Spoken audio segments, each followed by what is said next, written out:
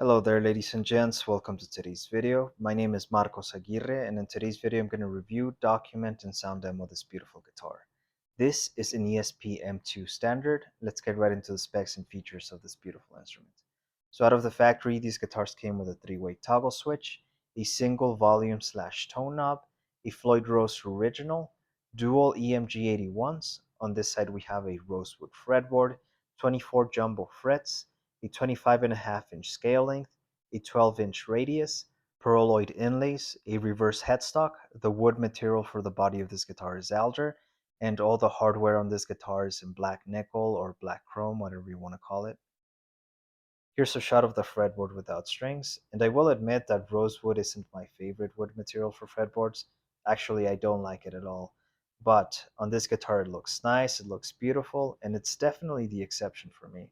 Some people have argued that a dark brown fretboard on a black guitar makes a nice contrast, and I don't disagree, especially when you use this guitar as an example. I also have to compliment ESP for choosing a piece of rosewood that really does look like rosewood. I've seen other guitar companies source their darkest rosewood or even stain their rosewood to try to mimic the look of ebony. That is obviously not the case with this guitar, and guitar companies doing that is one of the reasons I don't like rosewood, as it just reminds me of cheap ebony. Here's a shot of the pickups. So EMG 81's made in the USA.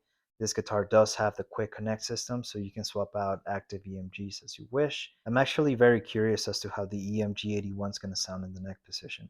That's the first time I've seen this on a guitar. Here are the size of the screws, just in case you guys ever need that. And the cavities on this guitar for the pickups are very well done. They're not quite as perfect as like with an ESP custom shop, but they're very well done and very well shielded, so that looks nice in there. Here's a shot of the back of the guitar. So three-piece maple neck, Goto non-locking tuners. This guitar came out in 2008, so it was before ESP started putting locking tuners on their guitars. The back of this guitar features a lot of carves and contours, which do help the guitar feel a lot more comfortable when you play, whether you're playing sitting down or standing up, but I'll talk more about that later. As you guys can see, the backplate cavity for the tremolo springs is top mounted, which admittedly can get in the way of your playing when you wear a belt and it might get caught or something like that, but it's not a big deal. The strap-ons that came with this guitar out of the factory are just your standard strap-ons, so they're not locking or anything special. Although this guitar has been very well kept, black chrome hardware ages like milk at times, which is exemplified by the backplate on the neck joint on this guitar. As you guys can see, it's fading to regular chrome, which isn't the worst thing in the world, but it's something you should be aware of with black chrome hardware. Here's what the back of the guitar looks like without the cavity plates. So the cavities are very well routed, although a little bit dirty because I hadn't cleaned up this guitar when I recorded this video. One thing that surprised me when I bought this guitar is that the battery kind of just sits on top of the electronics there.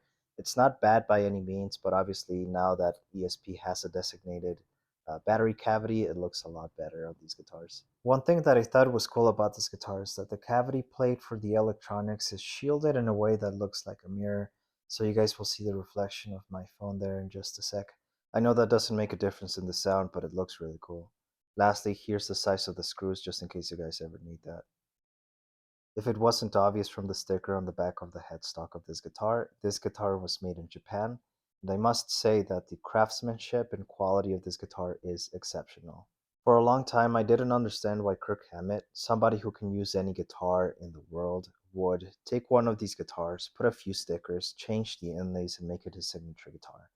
But now I understand what this guitar lacks in aesthetic, it more than makes up for it in quality, which is honestly what matters the most in a guitar. It also explains to me why somebody like Michael Romeo of Symphony X would use one of these guitars in Symphony X's earlier albums. I know you guys liked an analogy that I used in a previous video in which I said that LTDs would be like Toyotas and ESPs would be like Lexuses if guitar companies were cars. I must say that that still feels true, and if this guitar were a car, it would be a Lexus that would not look so flashy, it would have a simplistic design, but it would perform very well and last you indefinitely if you took good care of it. But anyway, enough talk about cars. This guitar does have a reverse headstock, which historically I don't like. ESP is again an exception for me, and it has to do a lot with the fact that their headstock is naturally straighter than a lot of other guitar companies. So when the headstock is reversed, it doesn't make a huge difference in terms of how it looks. Speaking of headstocks, if you want one of these that has an ESP logo on the headstock, you're either going to have to get a custom shop version or a version of this guitar that came out before 2014. As of then, ESP introduced their E2 line to pretty much replace the standard series of ESP guitars. Anyway, let's get into the tone test demo and then I'll talk more about this guitar.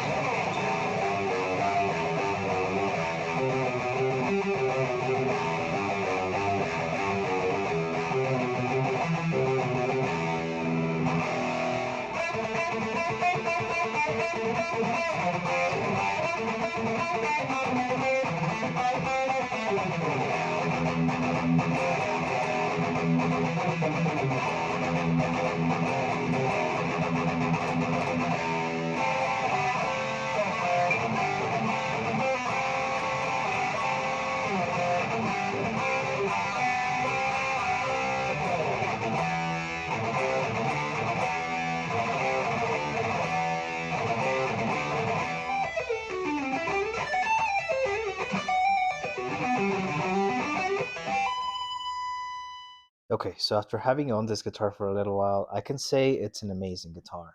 Every contour on this guitar has a purpose. For example, that contour on top helps your elbow or your forearm get out of the way of your playing. The contours in the back help the guitar sit very comfortably when you play. This guitar is comfortable whether you hold it as I am right now, whether you use a strap or you play sitting down or standing up. It doesn't have neck dive, but it is a little heavy. It's not the kind of heavy that's bothersome. It's a kind of heavy that you associate with good quality. This guitar also has excellent tuning stability. I'm sure the Floyd Rose original has a lot to do with that, in addition to the build quality. In terms of sound, the EMG 81 on the bridge sounds like an EMG 81, so good but nothing exceptional. However, the EMG 81 in the neck position actually sounds really good. I was quite surprised by this because EMGs are known for getting rid of a lot of finger tone in your playing. I didn't feel like that was the case on the neck pickup of this guitar. As of this video coming out, I have already sold this guitar, and man, I wish I could have kept this one, but I gotta pay for grad school somehow. This guitar did not come from the factory with a hardshell case, but instead with a heavily padded ESP gig bag and a fretguard. I believe since 2010, ESP has included hardshell cases with all their M2s. All right, ladies and gents, so final thoughts on this guitar. In terms of aesthetic, I give it an 8 out of 10. Even though the design is very simplistic and it doesn't have anything flashy, it's still very beautiful, like a Strat is beautiful. In terms of hardware and electronics, I give this guitar a 9 out of 10. So everything is top quality and works as it should, like the Floyd Rose original. But the only thing that keeps this guitar from being a 10 out of 10 is the fact that there isn't a cavity designed for the battery, which means you have to unscrew the back plate, and also the fact that the battery just kind of sits on top of the electronic wiring. So that's the only thing that keeps it from being a 10 out of 10 in that department. In terms of sound, I give this guitar an 8.5 out of 10. The EMG sound really good, but nothing exceptional. Even though the EMG 81 on the neck sounds very good, it's dragged down a bit by the fact that it's got an EMG 81 on the bridge. In terms of feel and playability, I give this guitar a 9.5 out of 10. So it feels great to hold and play whether you're sitting down or standing up. And yeah, just a great guitar to play. In terms of construction, I give this guitar a 10 out of 10. It really does have a custom shop level of build quality, and let me give you guys an extra piece of evidence for this. So this right here is a Jackson Custom USA. If we look at the neck joint, we can see that there's a crack. Now, people argue that it doesn't affect playability, and this guitar is from the 90s, so that's kind of to be expected. Now on screen, you guys will see an Ibanez E-Gen. Ibanez doesn't have a custom shop line that I know of, so this is as close as it gets in terms of that. If we look very carefully at the neck joint, we can see that there's a very small crack. Again, it doesn't affect playability, and the crack is just on the surface of the paint. But between a guitar that has a neck joint crack and one that doesn't, I will say that the one that doesn't is the one that's better built. Now let's look at the ESP and see what we find. Nothing. Keep in mind this guitar is from 2008. I wanted to show this to you guys to show how good of quality this guitar is, because again, extraordinary claims require extraordinary evidence. This had to be my evidence that this guitar really is that well built. Overall, this is an amazing guitar, and I've never known an ESP not to be, which is why I'm an ESP guy. A lot of people think that I'm just a fanboy of the brand, but no, I'm a fan of the product. And the product has always been good, at least in my experience, which is why I can say that ESP is one of the, if not the best guitar manufacturer out there. All right, ladies and gents, thank you so much for watching and for your support. If you have questions, comments, or concerns regarding this guitar, drop them in the comment section. Besides that, you'll stay safe, and I will see you in the next video. Take care.